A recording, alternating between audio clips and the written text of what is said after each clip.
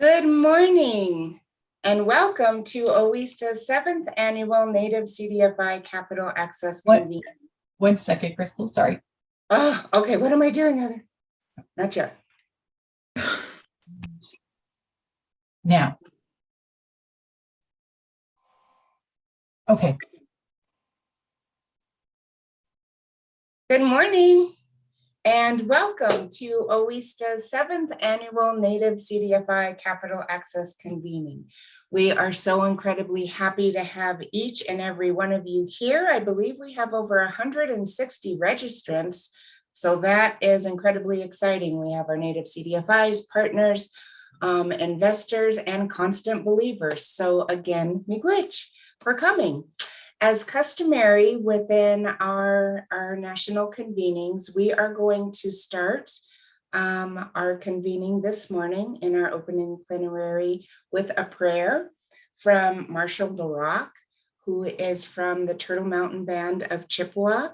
Quick note, he's very soft-spoken, so within the recording itself, you'll be able to hear much better if you turn on your personal volume on your computer as high as possible. So with that, I will turn it over for an opening blessing for us all attending this convening today.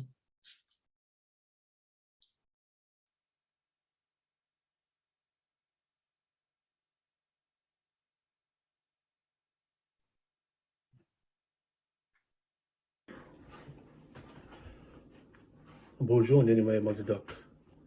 Minasinoki is as it is in the cars. Days are tongue and donji. Mikanakwa, Jonishana Bay and Kada, she Nishana Bay, Goganda. My gun and them. Greetings, all my relatives. My name is Marshall. I come from the heart of the turtle. Days are tongue. I'm one of the Turtle Mountain people. I come from the Wolf Clan. I say, Ma and game minigo, John met the Mago. Kaknawi, our Manongum. Anyway, Mother Duck. I was given some tobacco and I was asked to say a prayer for the people here today, all the CAC participants at this gathering. I'll do the best I can. I'll get you mind.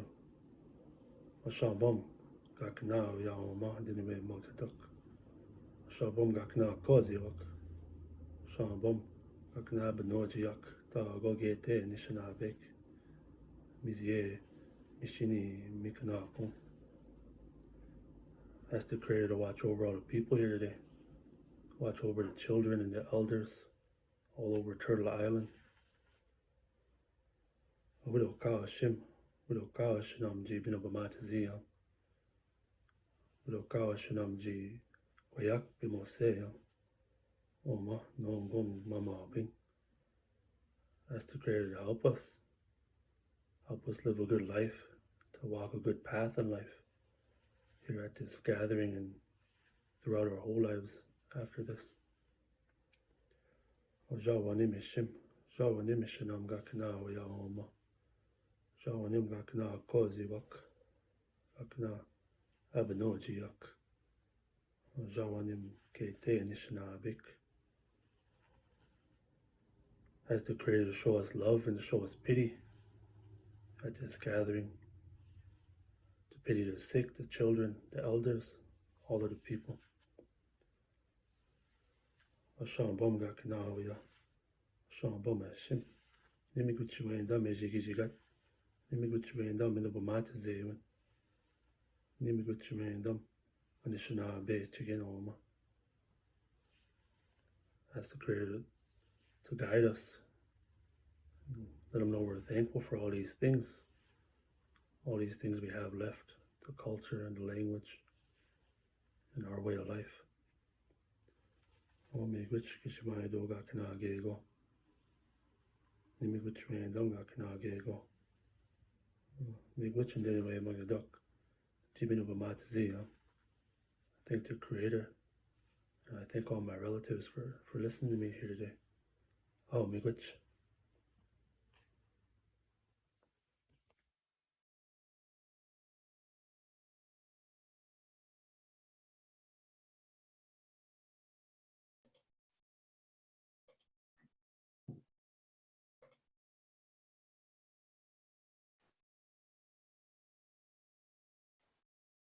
That was beautiful. Again, welcome to Oweesta's 7th annual Native CDFI Capital Access Convening. Our theme this year of our conference is amplifying our collective voice. As we all know, and some of us don't, or for those who don't, our Native CDFI industry has been the catalyst for changes in economic sovereignty, building bridges to small business development, home ownership, and providing avenues to financial freedom and independence through their consumer lending and financial education activities. And through these efforts throughout the years, we've built first-time data sets representing Indian country, and our phenomenal lending efforts, our technical assistance provisions, and individual tribal members served in reaching their financial goals and aspirations. And we've all done this work with extreme sensitivity to our respective populations, integrating our cultural values into our curriculums and provision of services. Our world has changed drastically over the last 3 years. We've become accustomed to living with COVID within our communities. The murder of George Floyd on May 25th spurred a long-awaited response to racism and abuse of marginalized communities of color across the nation. And we're now seeing national funding efforts aimed directly at BIPOC and communities of color within the both governmental and philanthropic space. So when we look at this, the time to amplify our seat at the table has never been greater. As Native American communities, we continue to struggle with having a seat at the table on national policy discussions and being included on larger discussions and creating investment platforms aimed at communities of color. So Oweesta really hopes in providing convening events such as our Native CDFI Capital Access Convening, that both our Native CDFIs and our partners can gain additional experience and perspectives of the needs and successes of our Indigenous communities, support each other with best practices, and ponder how to incorporate Native communities within larger grants and investment opportunities to support our economic growth. And most importantly, we hope that this platform can create new friendships, strengthen existing relationships, and provide a time to learn and celebrate with each other the tenacity, courage, strength, and resilience each and every one of you portray in supporting our Native populations and our economic independence. We have a wonderful agenda over the next 3 days, and we do hope that you join our networking sessions on Wednesday after our opening plenary and use the opportunity to meet new Native organizations and partners and share with each other and forge new relationships and ideas. Again, we want to thank you so very much for attending, and we truly look forward to our next 3 days of learning together. A couple of announcements before we turn our time over to some wonderful speakers and remarks from our congressional representatives. A quick reminder that the OFN and the Oweesta Awards are still open for the Catalyst Award, in which 2 Native CDFIs will receive a $150,000 grant, unrestricted, and 1 Seed Capital Award of $75,000, again unrestricted. We've simplified the application process and really implore you to nominate your organization for these awards, which we will be announcing at the OFN conference held in October this year in New York. And also, a quick reminder that we will be announcing within this conference our first ever Small Business Awards on our opening plenary on day 3 on Thursday, and really hope you can join us in celebrating 2 Native entrepreneurs. Again, we thank you so very much for your time this week, and on behalf of Oweesta, our staff, and our board of directors, thank you for all you do and for showing up each and every day for your communities. And to our partners, Chi Miigwech, to your attendance and your support in advancing our economic dreams of financial freedom for all Native people, encompassing the mainland, Alaska, and Hawaii. And we are now so very happy to present remarks from Senator Murkowski, a great supporter of our Native communities on the congressional stage.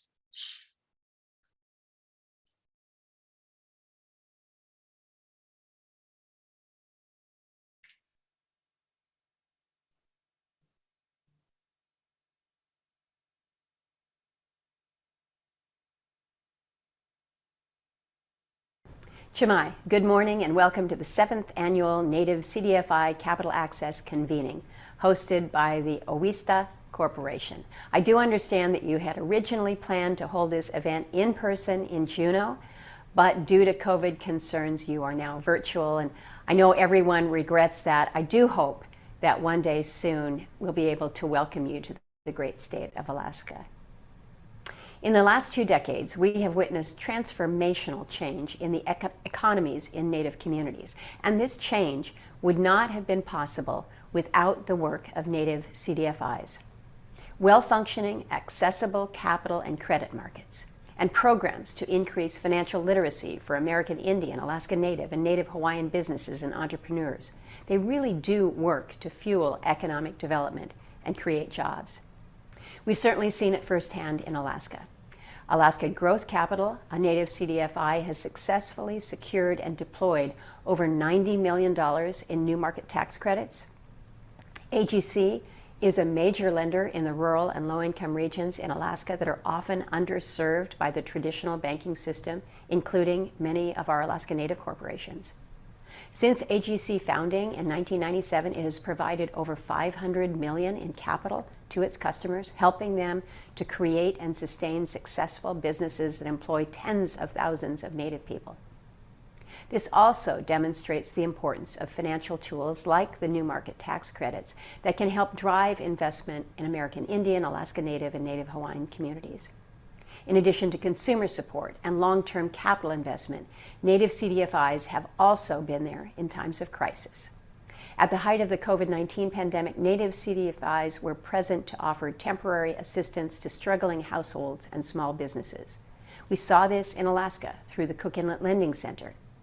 Even though Cook Inlet Lending Center was incorporated to help community members access financial resources to pursue the goal of home ownership, the pandemic exposed a need for new types of capital investment. So anticipating the challenge ahead, Cook Inlet Lending Center's pivot to help those suffering from the economic impact of COVID-19 resulted in a key partnership with the municipality of Anchorage.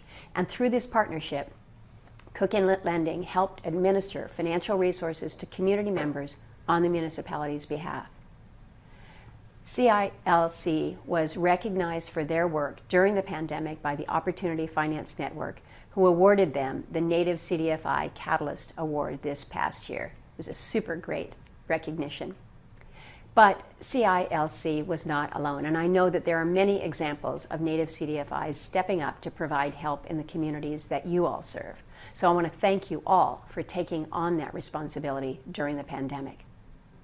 As Vice Chair of the Senate Committee on Indian Affairs, I have made sure that economic sovereignty and sustained development in Native communities is a top priority, and I was proud to be one of the chief architects of the bipartisan infrastructure law. I worked hard to make sure that Native communities were front and center as we negotiated and drafted the bill. The tribal investments that we included will help close the digital divide by providing funding for broadband and telecommunication needs. We also secured historic investments for the Indian Health Service, sanitation, water rights settlements, and renewable energy. Native CDFIs, without a doubt, will be called upon to help ensure the successful implementation of this law. So I want to wrap up by thanking you for the great work that all of you do to better the lives of Native people. I hope that your conference is productive, and again, I look forward to welcoming you in person soon, hopefully in Alaska. Thank you and take care.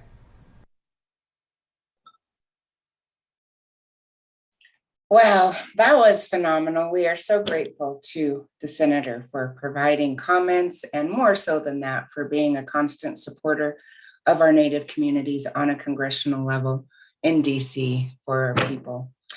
And I am so very excited to present our next speaker.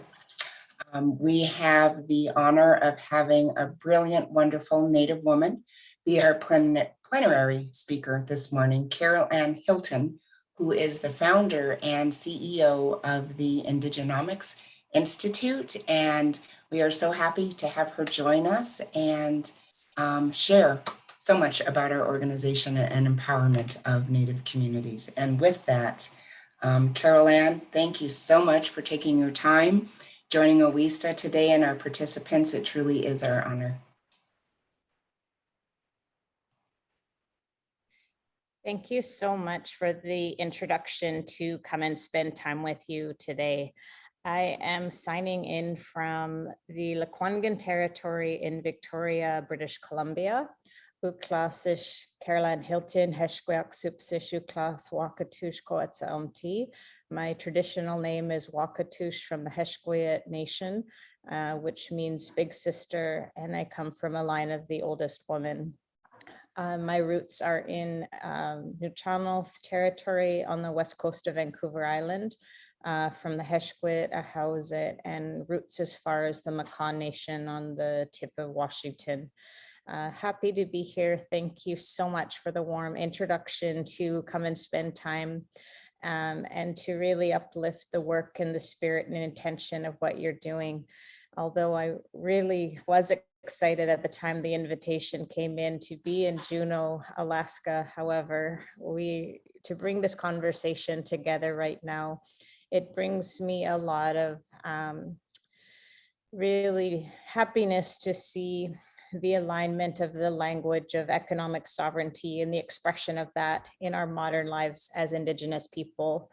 I came today to be able to introduce the concept of Indigenomics, which was a word that I was able to shape and to form meaning through the modern tool of social media using the hashtag Indigenomics. Being able to understand that the simplistic number sign is a commonality of bringing together a narrative. What brought me interest was to utilize the hashtag and the word to bring together and form a narrative around the media's response to Indigenous business and economic activity. And in that, essentially, Indigenomics in itself was able to bring attention to the patterns and the trends and the challenges of the Indigenous economy and our experience as Indigenous people. I essentially define Indigenomics as the collective economic response to the lasting legacy of the systemic exclusion of Indigenous peoples in the development of this country. So understanding our experience over time, that essentially the isolation of the Indigenous population was economic in function. Indigenomics is essentially described as the practice of bringing the Indigenous perspective, cultures, traditions, and ways of being to economic and social development. It is a statement of claim of our Indigenous modernity. It is our space that we take up with now of who we are, our intentions, and our collective purpose of indigeneity itself. It's a call out or invitation into an Indigenous worldview in its application in the concepts of development and progress. To understand and essentially bring into focus the Indigenous economy, while we can understand what we are told over time, what economy is, to understand that specifically through an Indigenous perspective and to understand the place where we build from our powerful why. The Indigenous economy exists outside the confines and boundaries of all that we know today about modern economics and its measures of growth. Instead, the Indigenous economy exists within our relationship to ourselves, to each other, to the earth, to our past, and to our future. That is the Indigenous economy. To understand our experience of the structure of radical exclusion of Indigenous peoples, here in Canada, we have Duncan Campbell Scott, who formed essentially the early policy that shaped the Indigenous relationship. Here he describes essentially, our objective is to continue until there is not a single Indian in Canada that has not been absorbed into the body politic. There is no Indian question, no Indian department, and that is the whole objective. Through the concept of Indigenomics, I essentially assert that we have inherited through the lens of the Indian problem, that the Indian was something to be solved for, to be addressed, or to be isolated. The concept of Indigenomics today is about designing for addressing the current Indigenous poverty levels. It's about addressing the long-term economic devaluing of Indigenous knowledge systems. So in that, how do we revalue Indigenous economic knowledge today? To increase Indigenous social and economic well-being, to increase the space for Indigenous worldview in economy, and address the conditions of economic regression. I essentially introduced that Indigenous peoples have gone through 4 stages. Prior to disruption as the first stage, our economies were in whole and intact. With disruption, essentially the systemic disruption of existing Indigenous economic systems, ways of being, and removal from the land, looking at the severing our inherent authority and responsibility to place, the dehumanizing of indigeneity through instruments such as the Doctrine of Discovery or the Indian Act or other legal and statutory approaches around the world. The second phase is entanglement, characterized by the complexity of the entanglement of the Indigenous relationship. This is firmly embedded within conflict stemming from the disruption of Indigenous ways of being and knowing, and addressing the continued threats to our ways of life. The next stage is emergence, the third stage characterized by the emergence of Indigenous legal environment. This legal context essentially serves to reinforce new modern economic space for Indigenous nations, businesses, and governments. To be able to understand and essentially look at the final stage of empowerment, where we're currently at, of looking at the rise of Indigenous economic empowerment as an effect of the shifting Indigenous rights and title, legal environment, economic equality, and inclusion. This stage essentially sees the significant increase of Indigenous business development, and to be able to bring into focus this new modern Indigenous economic space that we are filling today. The power center of the Indigenous economy, the recognition and upholding of indigeneity itself, the unfolding and evolving Indigenous relationship as expressed through rights and title, increased representation, and finally, the ability to manage risk and to be able to manage resources within our territories. To bring into focus, again, this concept and structure of the United Nations Declaration on the Rights of Indigenous People, a legal function with an economic outcome. This in itself essentially describes that Indigenous peoples have the right to an economy. I essentially assert the concept that Indigenous peoples are the only ones who have had to fight for the right to an economy and its structure in all of its processes. It is in the expression of rights and title that we essentially form the narrative of our future. The Indigenomics Institute essentially places the role of the power question, stating questions are the architecture of our future. The questions that we ask today shape and form the future and our economic identity and sovereignty.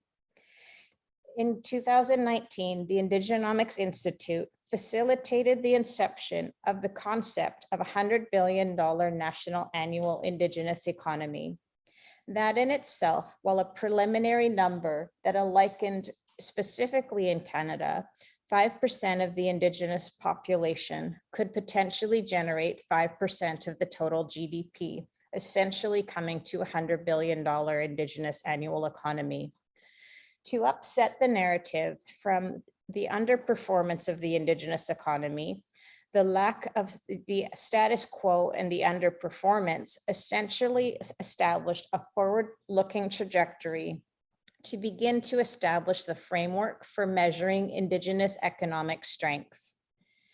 The Institute essentially facilitates the activating the financial architecture of the national Indigenous economy to be able to align and move outside of the boxes that the growth of the Indigenous economy cannot exist solely within government programs and services, but needs to be activated within the actual financial architecture of the markets and the larger economy itself. The Institute facilitates the language of Indigenous economic design, introducing 12 levers of Indigenous growth and design. Leadership in equity ownership, looking at infrastructure as economic stimulus for our communities and nations. The role of procurement as an economic tool for growth and design and inclusion.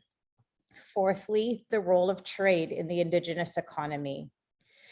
The growth of Indigenous entrepreneurship, capitalization of the Indigenous economy, the role of clean energy, social enterprise, and finally, reconciliation and the philanthropic community, leadership in the structures of commerce, technology, and the investment environment. All of these establishing increasing levels of Indigenous economic activity. To design our place and to design our increased economic activity in these areas, to be able to bring into focus the Indigenomics Institute essentially facilitates a larger visual presence of Indigenous economic strength. At the international level, the concept of our collective Indigenous economic response to understand that economy has largely been built from a singular perspective, that we need to expand that out to include other worldviews to meet a just transition to a 2050 target. It is in the expansion of worldview where we find solutions. The Global Center is essentially facilitating the establishment of an Indigenous virtual market using those 12 levers to network in global Indigenous economic strength. The establishment of an annual Indigenous Economic Conference, and finally, to establish a World Indigenous Economic Forum, to be able to bring and build this platform and space for Indigenous economic worldview. To understand and build from the place of economic reconciliation, that in itself must serve as this being able to build from the space between the lived realities of Indigenous peoples, the need to build understanding of the importance of the Indigenous relationship, and the requirement for progressive actions for economic inclusion. The concept of Indigenomics has always been an invitation. It's an invitation to build the financial architecture of modern Indigenous economic strength. It's an invitation to meet the head-on the challenges of what has been described in terms of the access to capital and the increasing pathways of entrepreneurship and corporate partnership. The concept of who wants to play Indigenomics in itself is essentially reflected in the book Indigenomics, Taking a Seat at the Economic Table, which first sets out to define what is the Indigenous economy, what is Indigenous growing economic space, what is the distinctions of an Indigenous worldview. Again, thank you so much for the opportunity to come and spend time with you today. Amplifying our collective economic voice is our task and our response to our experience over the last number of hundred of years. The expression of economic sovereignty and our ability to measure Indigenous economic strength, that is Indigenomics. Thank you so much.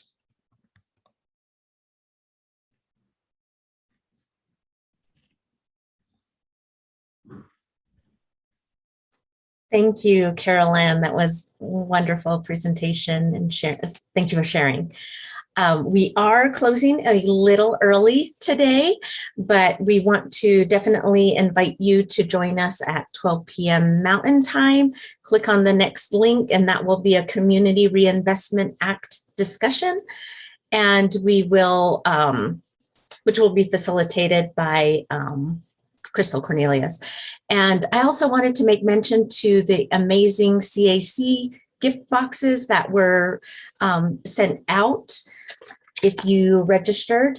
And what was included in that box was an Alaskan woven blanket, 8th generation socks, spray smudge, and Bidre chocolates. So we welcome you to get cozy with the items that are in the gift box and join us for the next 3 days of informative sessions and panels.